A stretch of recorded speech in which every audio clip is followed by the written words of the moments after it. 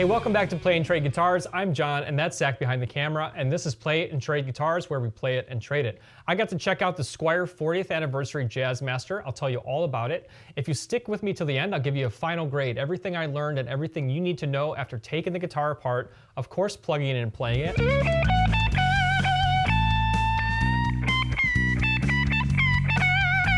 I'll let you hear plenty of performance demos.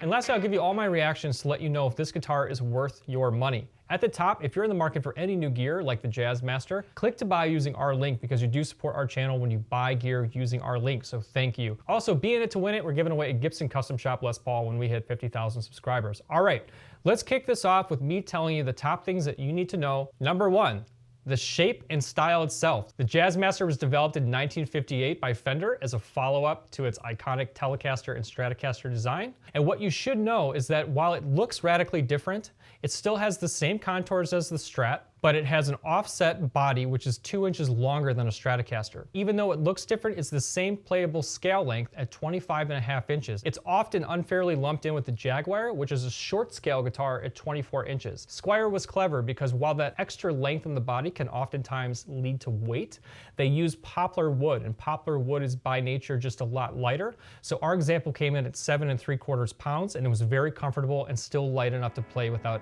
any issues.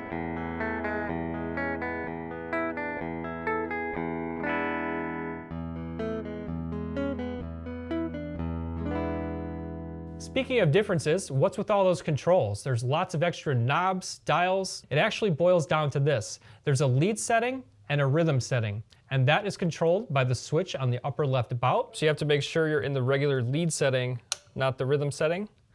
And in the lead setting, we'll use the toggle switch.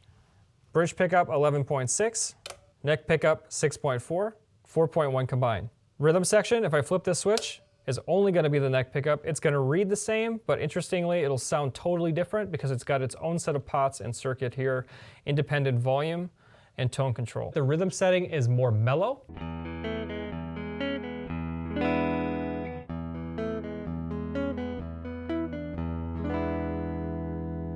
It sounds darker, and it gives you a nice contrasting tone palette against the lead setting.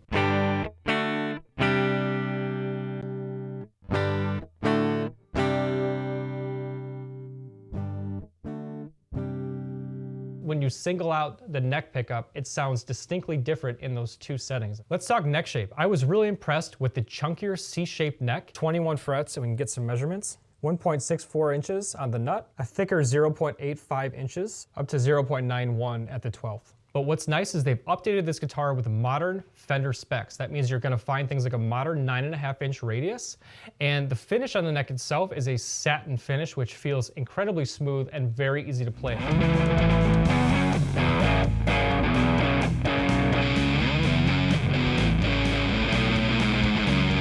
The JAZZMASter has a truly unique tone. When it's unplugged, you can actually hear how much of that unique tone comes from the tremolo system itself. Check out that long tremolo arm, the metallic enclosure that it sits in. You can really hear kind of a metallic characteristic of tone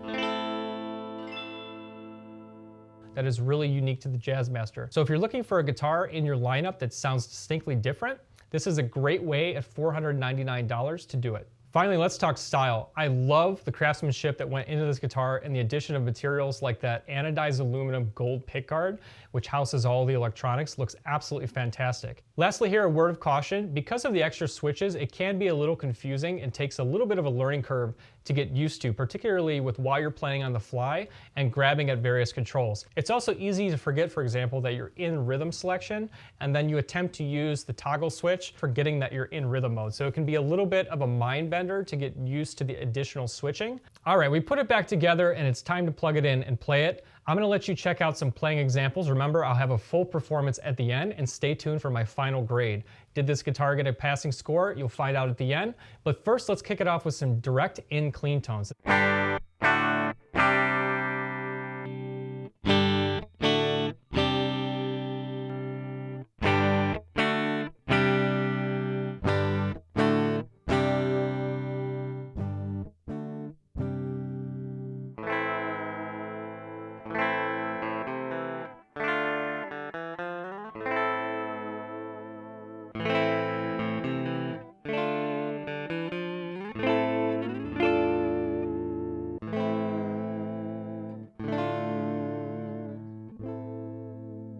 All right, that gives you an idea of the characteristic of the pickups, but let's dirty it up. Let's put it through a Deluxe reverb.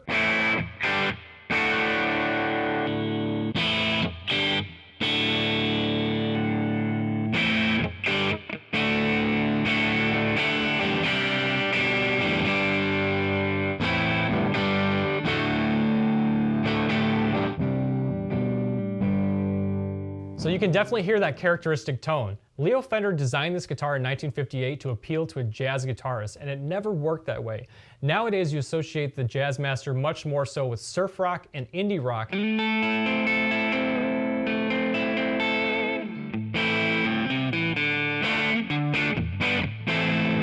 it really can just nail that. You even get a cool, quirky thing like being able to pick behind the bridge.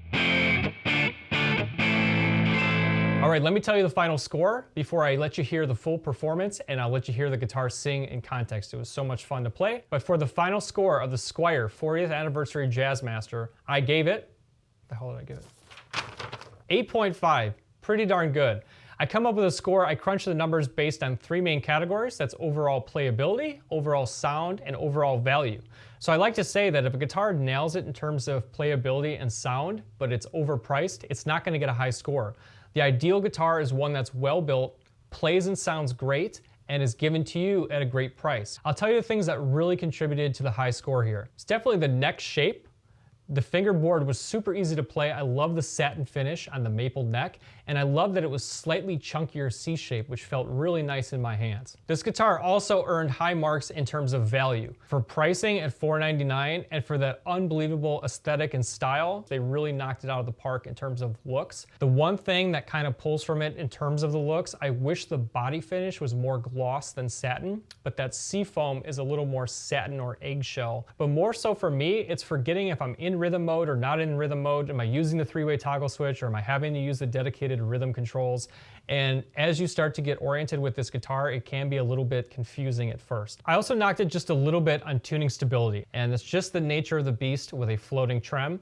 This one gets high remarks because of what it does to the tone. Still, 8.5 is a super good score for what this guitar is at $499. I would absolutely recommend it. Remember to click to buy using our link if you're in the market for this guitar, or honestly any gear. All right, let's kick off this final performance. We put it behind a track, and I love to just take it through the paces and let you hear the guitar sing in context. Hope you enjoy this performance, and when you're done with that, check out another review on our channel, and do us a big favor. Like this video, drop a comment, and let us know you're here, and make sure you're subscribed. We are giving away that Gibson Custom Shop Les Paul. We'll see you guys in the next video, and enjoy the performance. Thanks for watching.